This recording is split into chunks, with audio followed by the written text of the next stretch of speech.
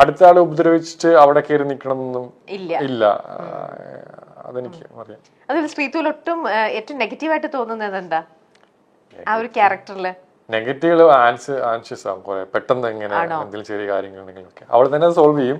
But still ആ ഒരു മൊമെന്റില് tension ആയിട്ട് അയ്യോ അങ്ങനെ ഇങ്ങനെ പറ്റുന്നില്ല. അങ്ങനെ എത്ര ദിവസം അങ്ങനെ ടൈമിന് പെട്ടെന്ന് ആവും, പിന്നെ അത് പോകും, അന്നേ പോകും. പിന്നെ ഞാൻ വെളിയിൽ കാണിക്കില്ല. വെളിയിൽ കാണിച്ചില്ലേലും മറ്റുള്ളവർക്ക് മനസ്സിലാവുന്നുണ്ടല്ലോ. ഇല്ല, അർജുനക്ക് മേ ബി മനസ്സിലായിണ്ടാവും, പക്ഷെ ഞാൻ കാണിക്കില്ല. ഓക്കെ, മാക്സിമം അടക്കി. അങ്ങനെ നിങ്ങളുടെ ലൈഫിലേക്ക് ഏറ്റവും കൂടുതൽ ഇൻഫ്ലുവൻസ് ചെയ്തിട്ടുള്ള ഏതെങ്കിലും ആക്ടേഴ്സോ അല്ലെങ്കിൽ ഇന്നൊരാളുടെ എല്ലാ മൂവീസും ഒരു സ്റ്റഡി മെറ്റീരിയൽ എന്നുള്ള രീതിയിൽ തന്നെ ആണെങ്കിലും അങ്ങനെ ശ്രീതു? എനിക്ക് ഓരോരുത്തരുടെ കിട്ടിയും ഒന്നൊന്ന് നമ്മൾ കത്തിക്കാന്ന് ഞാൻ വിചാരിക്കുന്നു.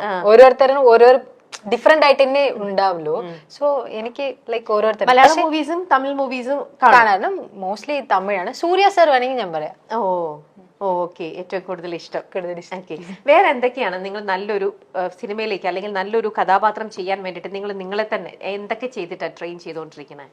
ഞാൻ ഈ പറയുന്നത് മാത്രം കഥാപാത്രത്തിലേക്ക് ആയിട്ടില്ല, ജസ്റ്റ് അല്ല എന്നാലും നിങ്ങൾ എയിം ചെയ്യുന്നത് അത് തന്നെയാണ്. ഞാൻ ഇപ്പോൾ ചെയ്തുകൊണ്ടിരിക്കുകയാണ് ഒരു മൂവി. അപ്പൊ അതെനിക്ക് ബിഗ് ബോസിൽ നിന്നാണ് വന്ന ഒരു മൂവിയാണ്, ജിത്തു സാറിന്റെ. പറയാൻ പറ്റുമോ? അത് ആസിഫ് അലി അപർണ അവരെല്ലാം ചെയ്യുന്ന ഒരു പടത്തില് ഷൂട്ടിംഗ് കഴിഞ്ഞോ? അല്ല, ഓൺ ഗോയിങ് ആണ്, നടന്നുകൊണ്ടിരിക്കുകയാണ്. എനിക്ക് ബ്രേക്ക് ആണ്.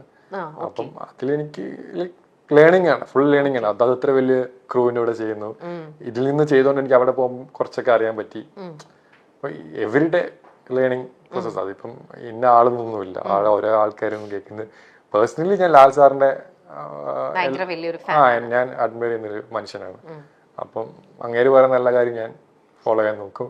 അല്ലെങ്കിൽ എനിക്കറിയില്ല, എനിക്ക് ഭയങ്കര ഇഷ്ടമാണ്.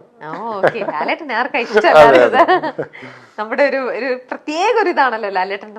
എനിക്കറിയില്ല, ഇപ്പം ഞാൻ ഭയങ്കരമായിട്ട് മിസ് ചെയ്യുന്നുണ്ട്. എനിക്ക് ബിഗ് ബോസിനെ അട്രാക്ട് ചെയ്ത വീക്കെൻഡ് എപ്പിസോഡ് ലാസ്റ്റ് സാർ ഒന്ന് മിണ്ടാൻ പറ്റുന്നുണ്ട്. അതൊരു ഭയങ്കര മൊമെന്റ് ആണ്.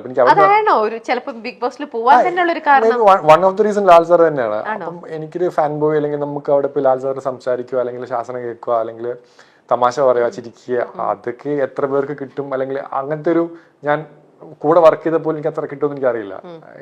പിന്നെ 100 ദിവസം കഴിഞ്ഞിട്ട് പിന്നെ വീക്കെൻഡ് സാറ്റർഡേ സൺഡേ ഒക്കെ ആ സമയമാകുമ്പോഴത്തേനും ഇതില്ല, ലാൽ സാറിനെ കാണാൻ പറ്റുന്നില്ല, സംസാരിക്കാൻ പറ്റുന്നില്ല. ഈവൻ ബിഗ് ബോസിന്റെ സൗണ്ട് ഒക്കെ ഞാൻ പേഴ്സണലി മിസ് ചെയ്തിട്ടുണ്ടായിരുന്നു. ലാലേട്ടന്റെ ചെയ്ത് കിട്ടിയോ? ഇല്ല, എനിക്ക് അങ്ങനെ കിട്ടിയിട്ടില്ല. എന്തെങ്കിലും കാര്യത്തിൽ അപ്രീസിയേഷൻ കിട്ടിയോ? അതുണ്ട്. ലാൽ സാറ് കുറെ അപ്രീഷിയേറ്റ് ചെയ്യാണ്ട് തന്നെ. ഞാൻ എനിക്ക് വിഷുവിന്റെ സമയത്ത് എനിക്ക് പനിയാന്ന് പറയുമ്പോ എന്റെ ഇവിടെയൊക്കെ തൊട്ടൊക്കെ നോക്കി പനി കൂടി. എനിക്കതൊക്കെ ഭയങ്കര വലിയ കാര്യമാണ്. ഇപ്പം അതിപ്പം റിലേറ്റ് ചെയ്യാൻ പറ്റും എല്ലാവർക്കും. ഇപ്പൊ നമ്മൾ അത്രയും അഡ്മയർ ചെയ്യുന്ന ഒരു മനുഷ്യൻ വന്നിട്ട് നമ്മൾ അത്രയും പാമ്പർ ചെയ്യുമ്പോഴത്തേക്കിന് അതിനേറ്റവും ബെസ്റ്റ്. അപ്പൊ പനി വന്നത് തന്നെ നല്ലതെന്ന് തോന്നിയിട്ടുണ്ടാവും. എനിക്കൊന്നും പറയാനും പറ്റുന്നില്ല. നോക്കി മോനെന്ന് വിളിക്കുമ്പോ തന്നെ നമുക്ക് അങ്ങനെ ആ ഒരു വിളി കേൾക്കുമ്പോ തന്നെ നമ്മള് ഇല്ലാതാവും.